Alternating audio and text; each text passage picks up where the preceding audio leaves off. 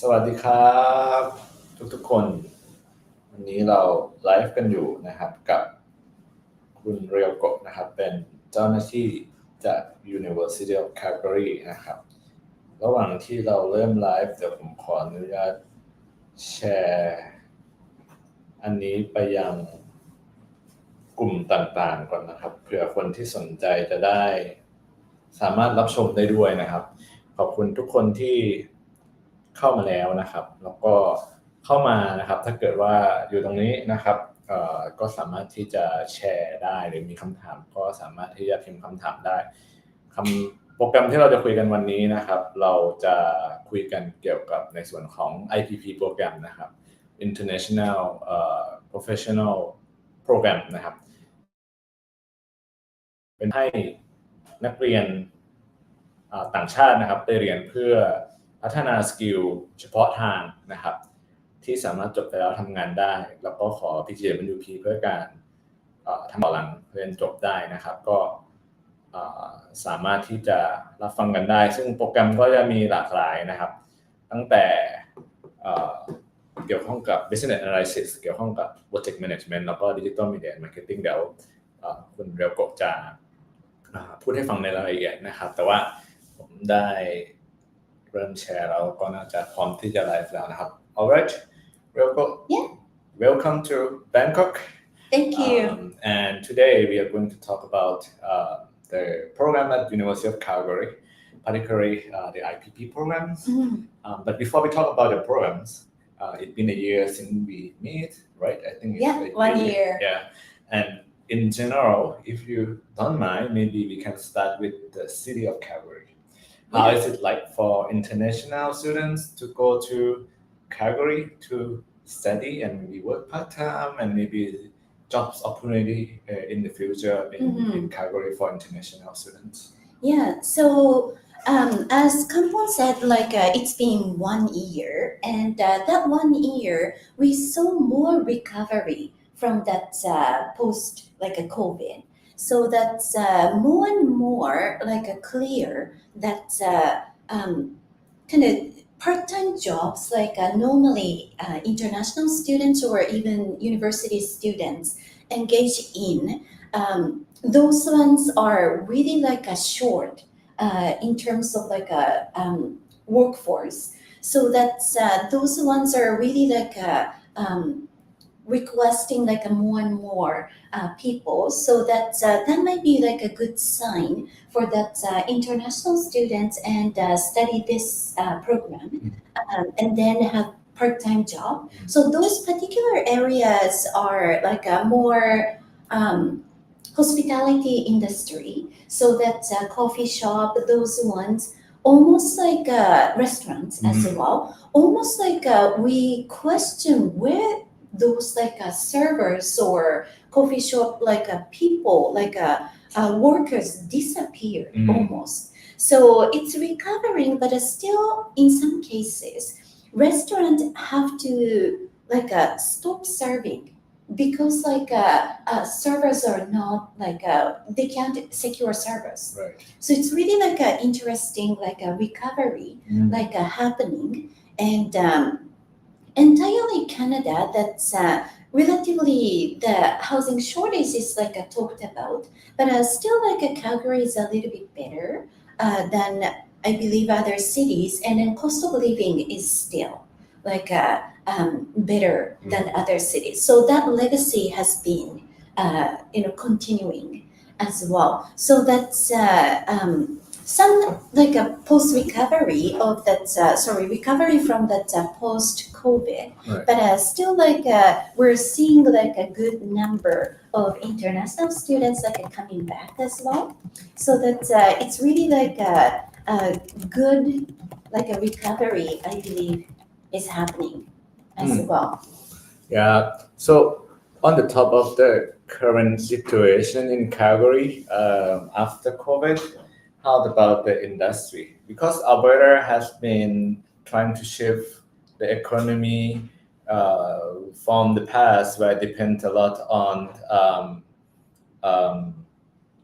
fuel and energy, right? Yeah.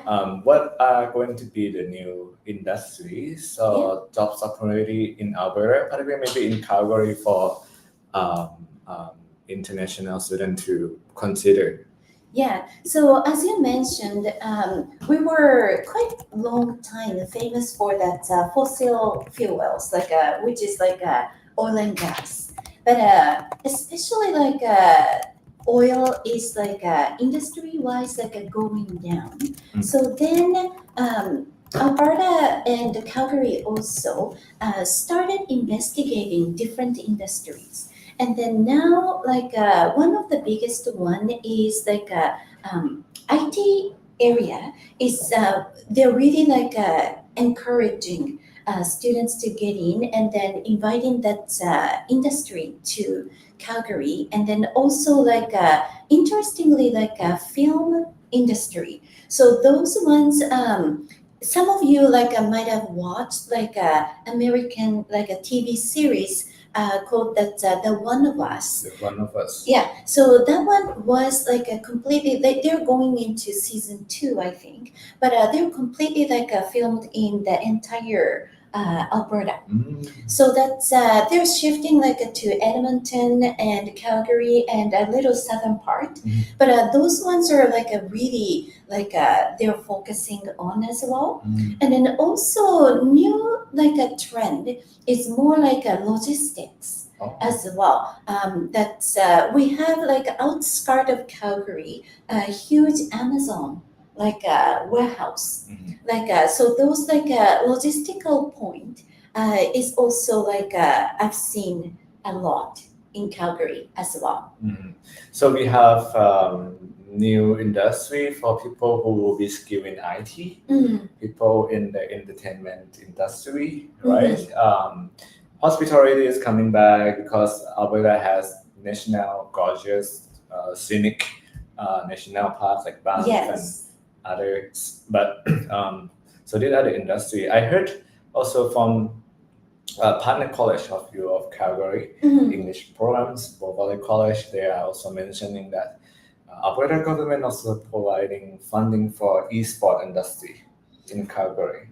Yeah, so that is maybe another thing that might be interesting for Thai students who are considering to go to study in Calgary and work in the future. Like e-sport is something that government seem to support, in Calgary. Yeah.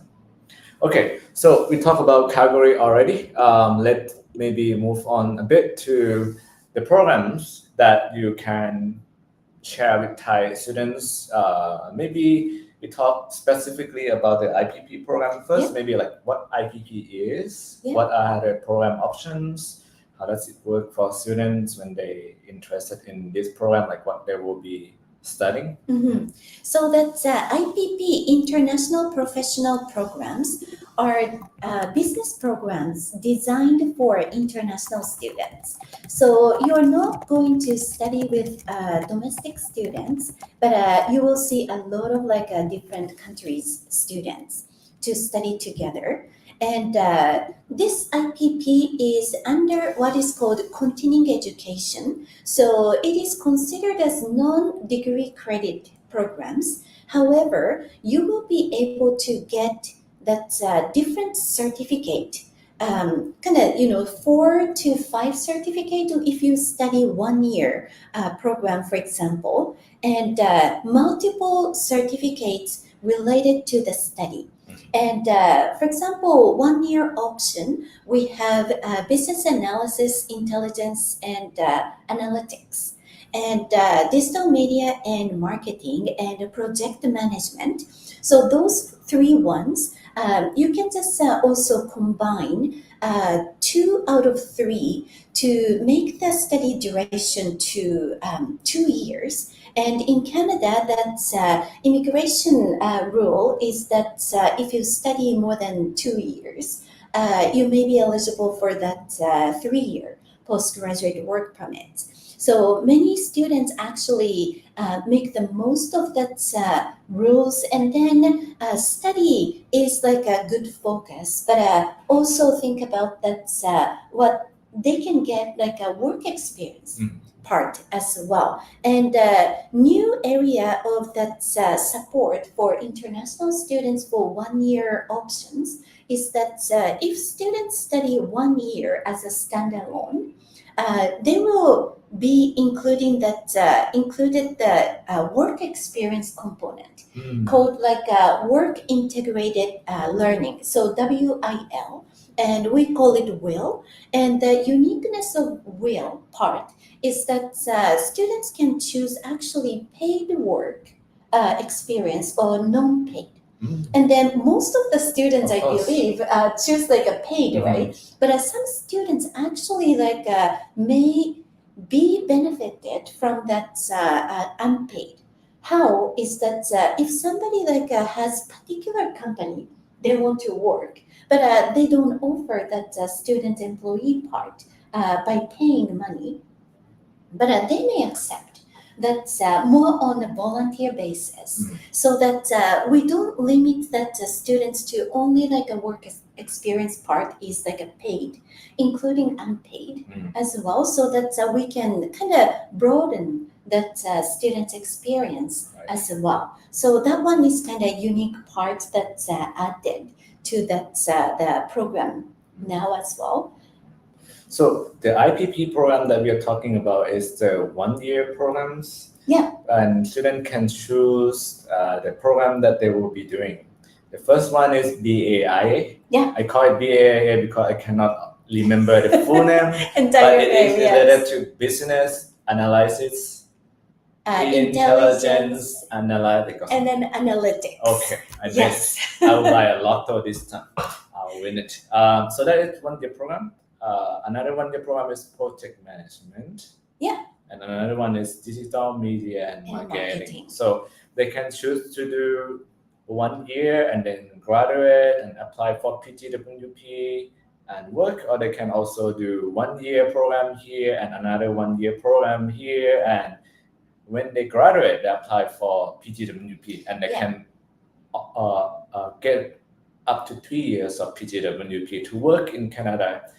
Up to 3 years after they graduate, and during that time they may be eligible and apply for they may be able to apply for PR, right? That will be a possible pathway. And what are you saying that from the past, the new update is when the student finish 1 year programs, they can add another component into that learning experience which is called WIL, which can be paid or unpaid.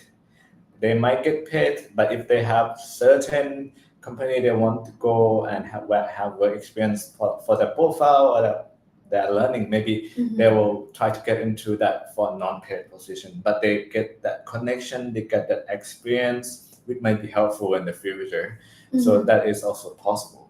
Yeah, so that's this WIL part is only at this moment open to that completing 1 year. So if you combine 2 1 year programs, the duration becomes like quite long. So that work component is like not so much like included. But when you have like 2 years, many students actually try to like have a part-time job at like a different industries. So that might be also opening that opportunities. And long ago, my friend actually did that volunteer work, and then she actually got a job from that company. Just one example, and I can't guarantee that that would happen, but that was really like a good example for that why people choose like a unpaid part. Because that she was studying more like a construction, like a civil engineering, like a technicians, and then she wanted to work for that one particular company, and then that's what she did.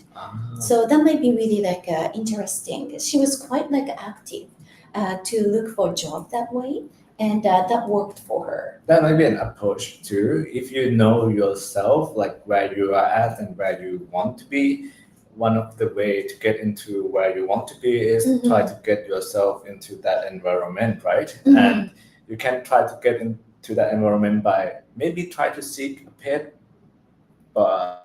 internship or maybe volunteer to get the experience and the network that may become a job for you in the future. Yeah, absolutely. And IPP's like a uniqueness is that the admission requirement is of course like you learn something in English, so that you have to have certain level. So for example, like in IELTS, that is academic like a 6.0. And Duolingo is like booming after like during and after COVID, and that is overall score 110, and because Duolingo is not so much designed for academic side, so that we require also like a production score 100. But those ones are like a basic requirement, but also like we require that you completed a post-secondary. So ideally, like you completed university degree, Right. but a minimum 2-year diploma. So those ones, but uniqueness of this program is like business opens up a lot of like areas for whatever the study they had. So in the past, we had a lot of like engineering students or science. And unique part is like I found somebody studied like music for the undergraduate. But whatever that industry you are in, business is like a basic for that economy, like activity, right? So that's any like undergraduate programs, they can add on to that business knowledge to take off from that whatever you studied undergraduate, and then to the next level of that workforce like entry as well. So we are touching on the admission part of it. Just to clarify, because sometimes students have questions, if this graduate certificate, or if this post-degree diploma, is this a diploma, it is a certificate, what is the level of credential? Maybe I'll have you summarize it later, but just to clarify, students who will be in these programs, most of the time, there will be those who have at least a college diploma.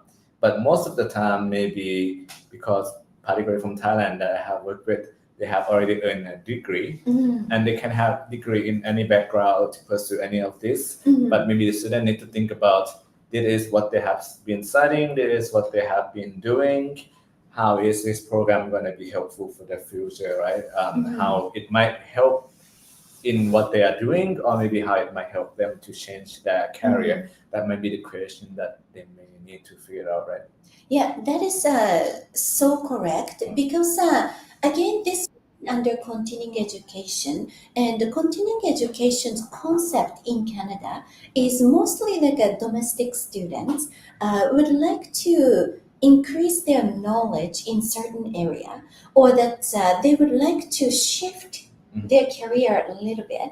So that's the same concept is applied to this IPP. So that, as you said, like whatever they studied, and additional, like it's really good, like if they have work experience here in Thailand, and then just study this one, and it's really unique mix depending on the students. Like some students may really grow on top of whatever that they're doing, or like a little bit like a shift happening in their career as well. So that's really like a matching with the original concept of continuing education. Right. So that it's really like useful, helpful for their future like a career as well. In Thailand, when people already have a degree, oftentimes they already think about master degrees. The concept of continuing education is a bit new to this culture and norm, but it basically helps them to prepare for their career path that they want to become, focusing on the skill and knowledge needed, not so much on theory, right? Yeah, so that's so correct. And then our IPP instructors are more, I would say those like master's degree, for example, they're really professors. Right, like studying like historically, that's in the academic, like in academia, but some instructors, like teachers of IPP, might be that way, but many instructors actually come from the particular industry. So that is also another concept of that continuing education. They're always reflecting that what the job market is looking for in the local market. So that is like a huge difference from like more you're studying conceptual thing, or like more like hands-on skills. And today's, I would say, like a knowledge in that industry as well. So we have one question. There is also an update from the past. In the past, particularly last year, we have students who were able to obtain 2 years LOA, but at the moment, we only can issue 1 year program.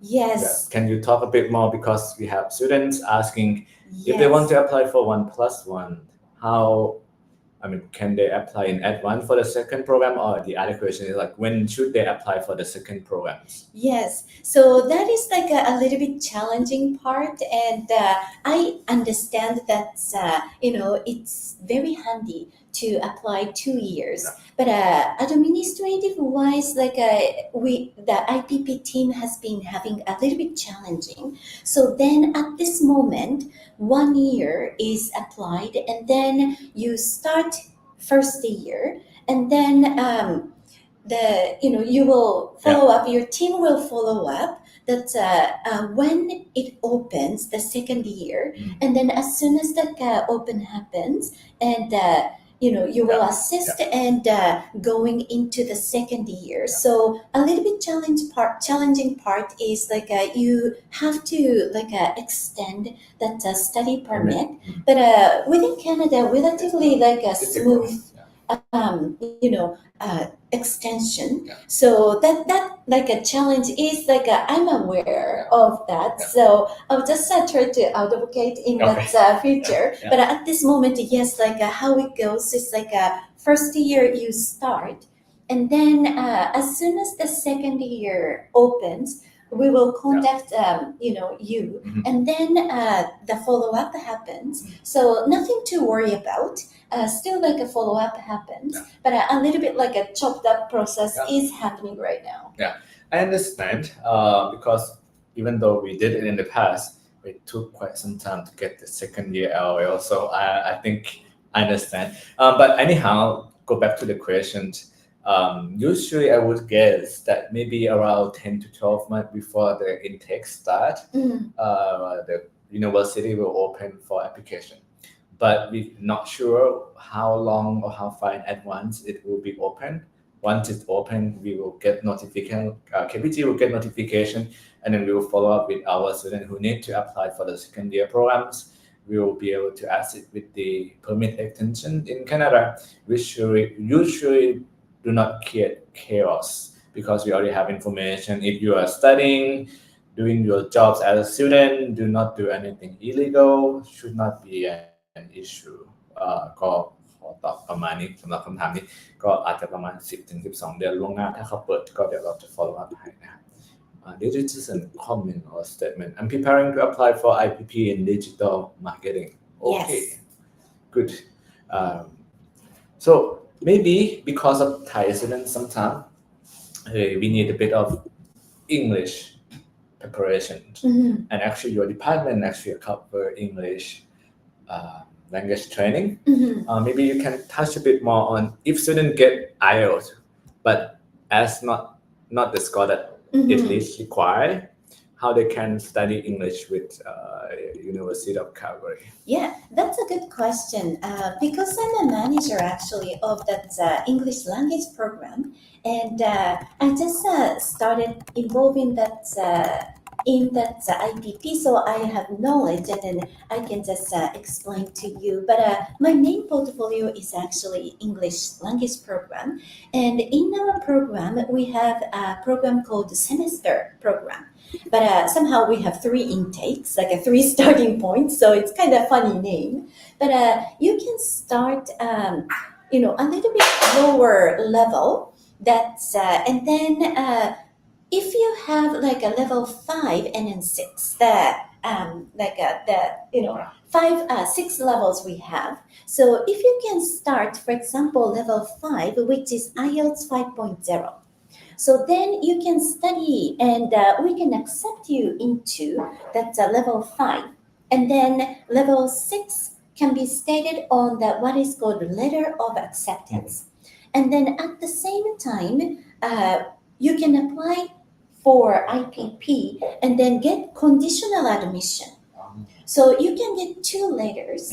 One is conditional admission to that IPP to start in the future, and then you will get the full acceptance of English program. And then both programs, of course, you can help as well, so that you can go smoothly from that English to IPP as well. So if they take IELTS and they do not meet the requirement for IPP, they can contact us and consult with us. We will help to evaluate their level and maybe I will consult with users to make sure. Yeah. But they can certainly apply conditionally if they can start the English courses and finish it before the IPP start. So this will make sure that once they graduate from the English programs, they will be able to have a seat and studying in the IPP program for sure, right? Yeah. If they complete the programs. Yeah. So that seats are guaranteed. So that would be a really good point. Yeah. I will say something in Thai, or maybe actually it's okay in English. ถ้าเกิดว่าใครมีคำถาม or anyone have any question about IPP programs or English academic preparation program at University of Calgary, feel free to ask me or Junko right here. We will be around for Ryoko. I missed it. Good catch. Sorry. Yeah. No, I know that. I just met Junko the other weeks. that is actually Nate. Yes, don't worry, she's my friend. Okay. she's my I'm embarrassed. buddy actually. Okay. So that's totally fine. It's been a long day. Okay. But ถ้าเกิดมีใครมีคำถามถามมาในคอมเมนต์ได้นะครับ maybe if people have questions, they may type some more question and we'll respond to them. But in the meantime, maybe a few more questions. So this might be something else, not related directly to IPP. We mentioned a bit that Calgary, cost of living in Canada everywhere has gone up, right? Calgary has too, but it's not as bad. But can you provide estimate a number or figure that maybe students may need to prepare if they are going to find a place for themselves, or maybe with themselves and for students and also their families, what would be the average accommodation that they may need to prepare in Calgary?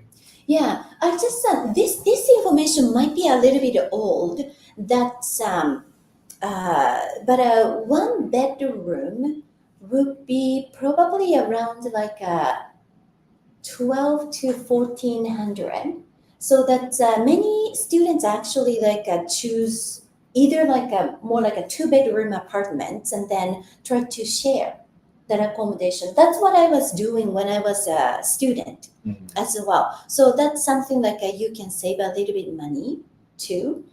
And so that generally speaking, Calgary is the 3rd or 4th largest city in Canada, but pretty much cost of living is much more reasonable than Toronto, Vancouver, and Montreal, those larger cities. And also, this one is also related to entire Alberta, so Nate as well. But Alberta is the, I'm just, Okay. teasing you. So, but the good thing is that Alberta doesn't have that provincial tax. Yeah. That is especially if you choose IPP and then staying, 2 years plus 3 years. How that Canada is a federal system, so that you have to pay entirely, like whoever live in Canada, 5% sales tax. For example, to buy a computer, not for that grocery.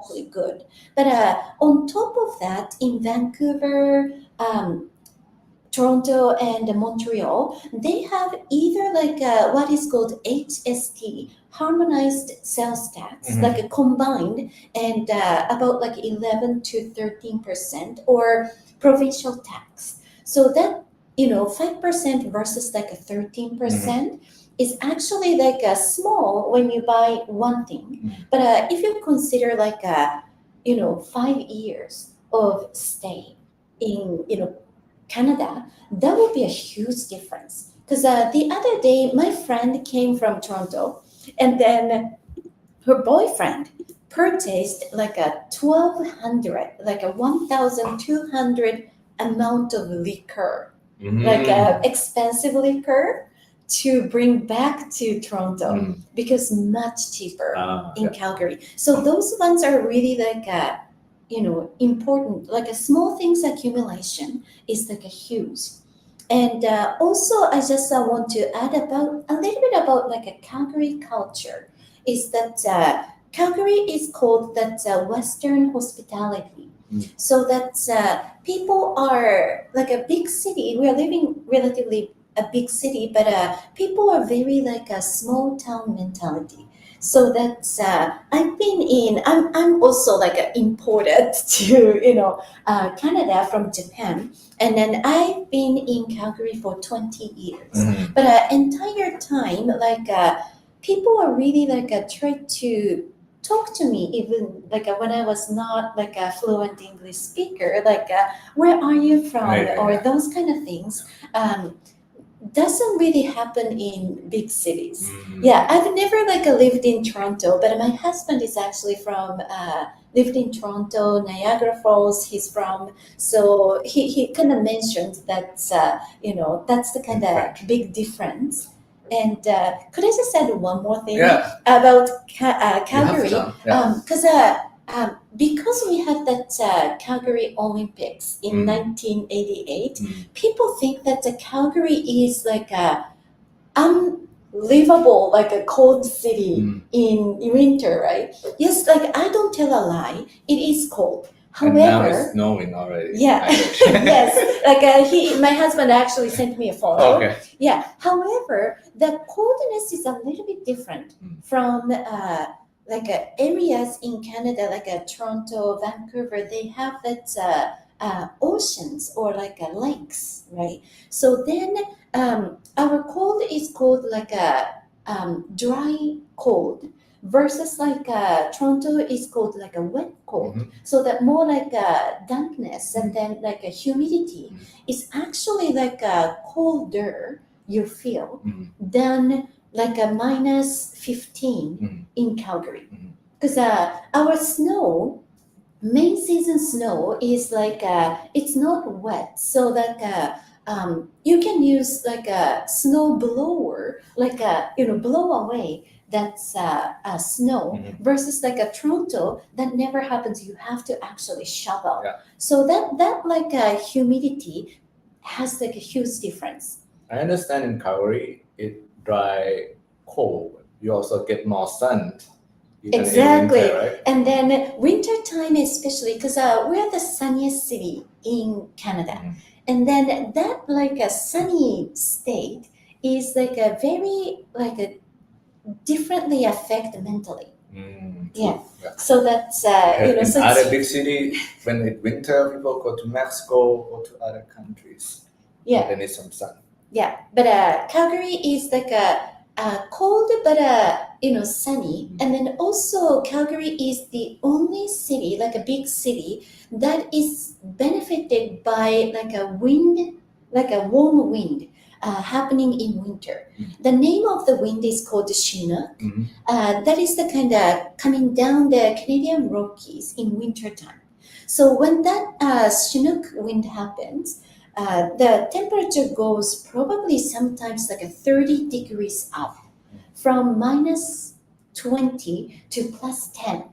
happens, and then that is like a huge difference in winter. And so that kind of prairie area like doesn't have that wind, doesn't reach that wind to their area, so that it is said that winter time completely like cold, but we have up and down. So that makes my life much easier. I'm from like a greater Tokyo area, and temperature never went down to minus. But I just nicely survived. So you don't worry too much that when you go out, you have to bundle up for sure. But inside the house is completely, heated. Even the general house as well. So that part is actually like when I go back to Japan in winter, I get sick because Japanese heating system is more like each area is heated versus like Canada is entirely heated. So don't worry too much about winter. Okay.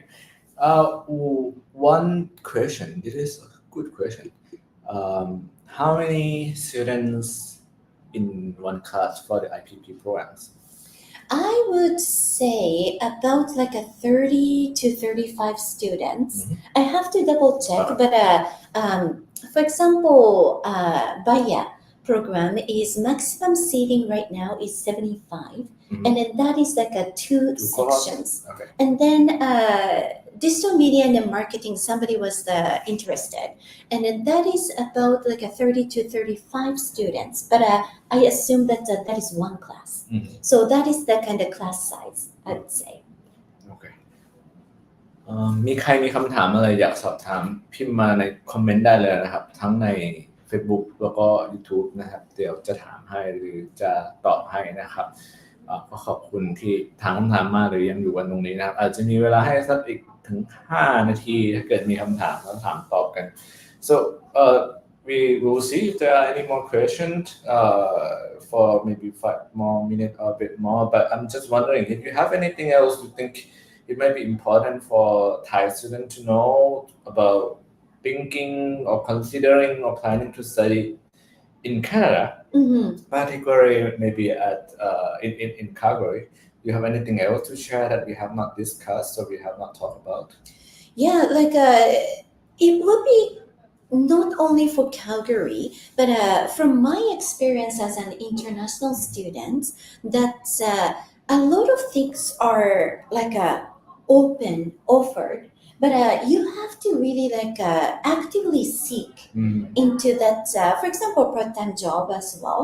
A lot of options there, but you have to actively like search. And then my experience, I finished my second degree as well.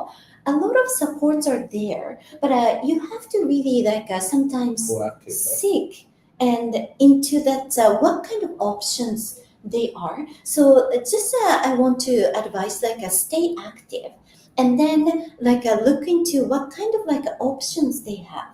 And then as an international student, like you have to really plan like in advance and then kind of calculate backwards what you have to do now. So those kind of proactive mind state is like a really important for international students because we're bound by that study permit, and then that permit end happens, right? So then how you can just kind of plan your like a future is like you have that set the goal and then kind of calculate backwards, and then what you have to do right now is like more needed as an international student that's than the time I was in Japan and then doing first degree.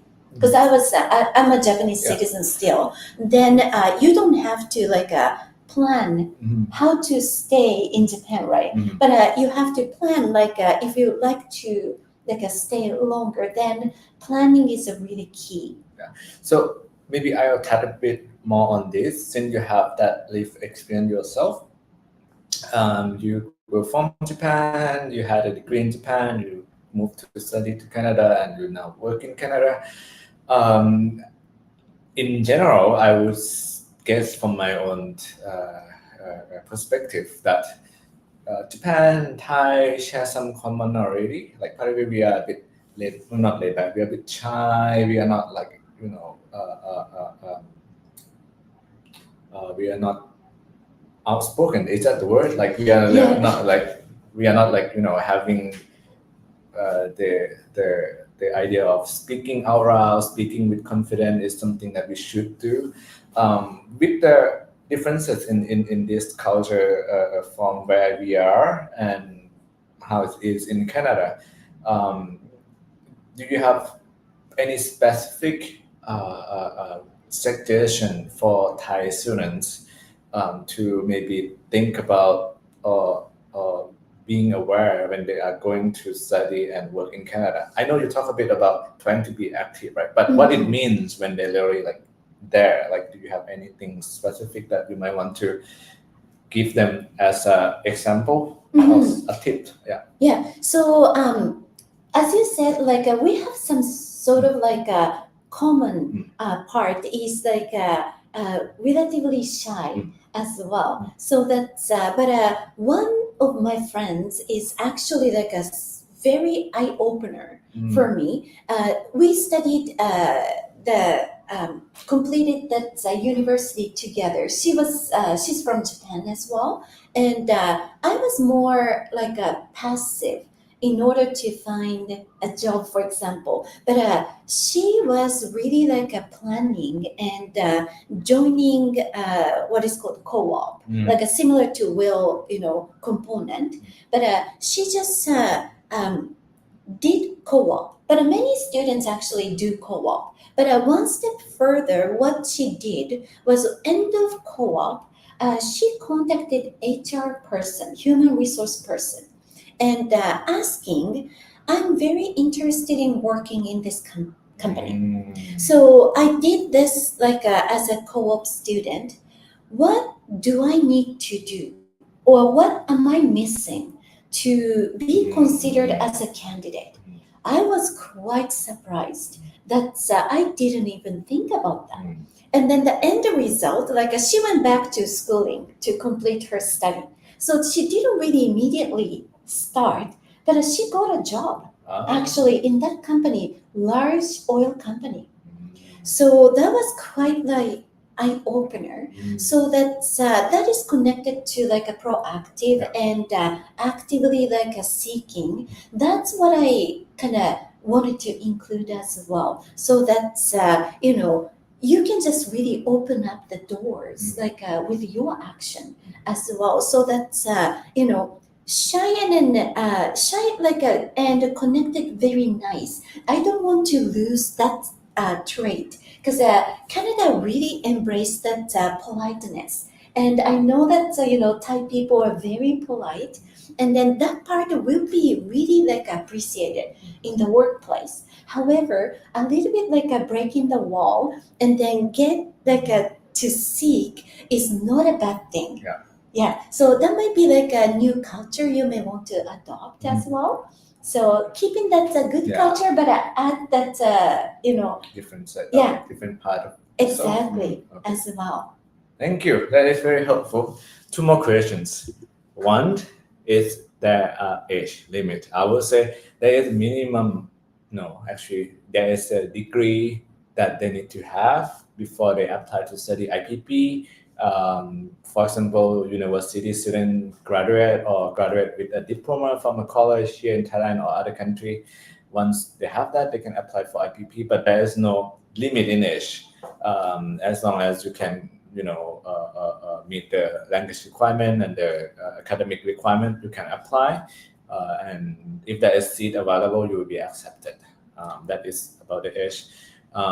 For visa, it's something else. We are not considering that age. We're also considering finance. Why do you choose this program? How it will lead to your academic and career progression, and some other things. But we will not talk in details about that. But another question is a very good question. Is it necessary to do a educational qualification? For example, like I think they are asking about credential evaluation for IPP program. I I have don't to think like so. confirm, Yeah. but I don't think so either, because the document has to be in English. But other than that, pretty much the condition is having a degree or diploma. So then we're not really like checking even transcript. So then the minimum is the document has to be in English. But many universities issue English documents as well, right? So then you shouldn't be an issue. Yeah. ก็ไม่จำเป็นต้องทำพวก credential evaluation หรือ educational qualification สำหรับ IPP program นะครับแต่ถ้า master degree อาจจะเป็นอีกเรื่องหนึ่ง but we are not talking about master degree that can be something of the topic that we cannot cover. If they're interested in master degree, they probably need to contact those faculty themselves. But we're talking about IPP programs. And if any Thai students need that English improvement, they can also come to study academic English and then progress on to IPP. Maybe since there is no question. ถ้าเกิดว่า maybe if any of them have relative or they have someone they know that just want to go to Canada and learn to upgrade their academic English skill.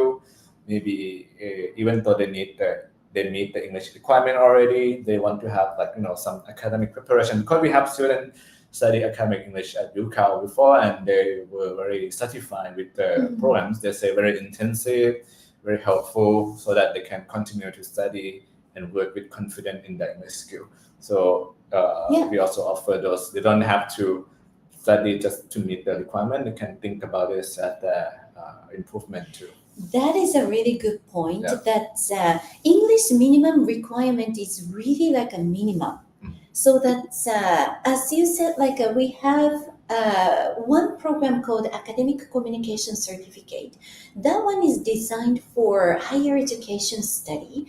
You don't require to be considered for that IPP, but if you're thinking about like a future study, ACC, that Academic Communication Certificate might be a very good one. I actually wanted to study before, going into my second degree, because they're doing intensive like a writing, and Canadian writing is also very heavily like relying on that academic like writing and proper citing. Citation, plagiarism. That was plagiarism was the huge thing. You can even like almost like fired from that study if you do plagiarism. So those ones trained, and also presentation skills, note-taking skills, and one big thing is like we have a 12 times like a series of academic like kind of workshop, and then they talk about that mental health, how you can keep physical and mental health in that busy study time, and time management, and exam like a strategy as well. So those ones like I wanted to know. So that might be something like you could consider as well, and then you can help that that part with me as well. Okay, thank you. Just wondering, any questions? ถ้าใครมีคำถามอะไรอยากถาม Ryoko Yay! Ryoko จาก University of Calgary ก็จะเป็นหลักสูตรภาษาอังกฤษหรือ IPP International Professional Program เผื่อใครเพิ่งเข้ามานะครับก็เป็นหลักสูตรที่เปิดสอนแบบ1ปีมี Business Analysis Intelligent Analysis EAA นะครับ Project Management Digital Media Marketing หรือจะไปเรียนภาษาเพื่อเข้าเรียนต่อแต่ต้องแนะนำให้เอาผล IELTS มาเทียบนะถ้าเกิดคนที่ผลไม่ถึงหรือผลถึงแล้วแต่อยากแค่ไปเรียนภาษาปรับตัวเตรียมตัวก่อนเข้าก็ถามมาได้นะครับช่องทางติดต่อของก็เหมือนกันก็เป็น Line Official @KORPUNGUN นะครับเอาขึ้นมาให้ด้านล่างแล้วนะครับผมข้างล่างนี้นะครับ It is our Line Official Contact Information มี @sign นำหน้านะครับก็ติดต่อมาสอบถามเพิ่มเติมได้นะครับanything else you want to leave as a final message before we close this session? Well, this one is a really good opportunity. So think thoroughly what you would like to study, and then they can help you for sure.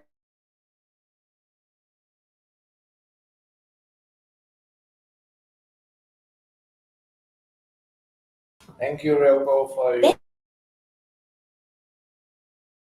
now watching this later. มีคำถามก็ติดต่อสอบถามมาทาง LINE Official ด้านล่างได้นะครับขอบคุณมากครับที่รับฟังแล้วก็ติดตามกันนะครับ Thank you. I'm gonna Thank you. end the stream now.